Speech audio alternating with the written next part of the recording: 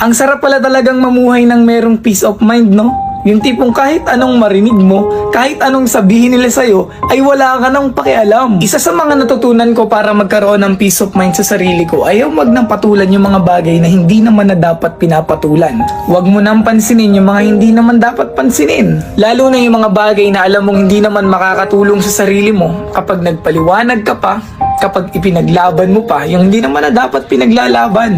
Ikaw na nanonood, kung gusto mo ng peace of mind, sarili mo lang din ang makapagbibigay ng peace of mind. Sarili mo lang ang hindi na dapat papatol sa mga bagay na hindi na dapat patulan. Sarili mo lang yung makapagbibigay na hindi na dapat pansinin yung mga nagpapapansin. Deadmahin mo na lang yung nasa paligid mo. Di mo naman kailangan ng opinion ng iba at hindi mo kailangang magpa-apekto sa kanila dahil naniniwala pa rin ako na ikaw at ikaw lang din talaga ang makakatupad ng mga bagay na gusto mo. Maniwala ka sa sarili mo, sabayan mo ng paniniwala sa taas at huwag ka makinig sa mga negatibong komento ng ibang tao na hindi makakatulong sa.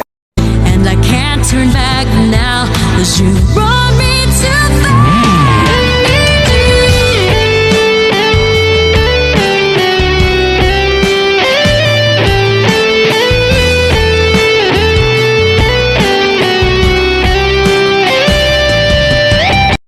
I can be your Superman kahit di pang superhero. Ang aking katawan ilalaban kahit kanino. Oo, simple lang ako at malabo mong magdipuhan. Kaya okay nang kahit sa FB mo lang mapusuan. Kasi di na mapigilan ng sariling mapaibig sa iyo.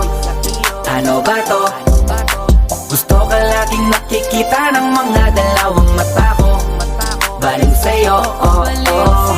Di ka lang natulungan ng isang beses, sisiraan mo na ako? Di ka lang napagbigyan sa bagay na gusto mo, masamang tao na ako para sa'yo? Huwag naman ganun. Paano naman yung mga araw na naging mabuti ako sa'yo? Paano naman yung mga araw na natulungan kita? Ikaw na nakapalaw sa akin, alam ko naramdaman at naranasan mo na ring siraan ng iba. Alam ko naranasan at naramdaman mo na din na pagkwentuhan nila habang wala ka. Hayaan mo yung mga tao na patuloy na pinag-uusapan at pinagtatawanan ka. Laban ka lang palagi sa buhay. Matuto kang mawala ng paki sa kanila dahil hindi naman sila yung bumubuhay sa'yo. Higit sa lahat, yung mga pangarap mo sa buhay, ikaw at ikaw pa rin yung makakakuha niyan. Sa kabila ng pangit na ginagawa nila sa'yo, ikaw pa rin ang panalo sa dulo. Keep safe and God bless. Huwag kang mapapagod hanggat hindi natutupad yung mga bagay na gusto mong matupad sa buhay mo. Marami kang plano, marami kang gusto, pero lahat hindi pa natutupad.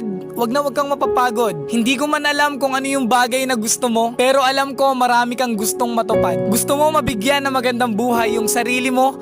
Gusto mo mabigyan ng magandang buhay yung pamilya mo? Gusto mo matupad mo yung mga pangarap mo sa buhay? Gusto mo maging financial stable? Gusto mo na mag-grow yung business mo? At alam ko higit sa lahat, gusto mong maisaayos yung buhay mo. Kaya wag kang mapapagod. Kung ano lang sa ngayon yung meron ka, matuto kang ipagpasalamat. Pero kahit na ganun, naniniwala naman ako na sa kabila ng paglaban mo sa buhay, hindi malabo na matupad mo yung mga bagay na gusto mo. Hanggat hindi ka naman nagiging maling tao sa mga taong nakapaligid sa'yo, samahan mo lang palagi ng dasal at paniniwala sa taas, hindi malabo na mangyari yung mga bagay na gusto mo.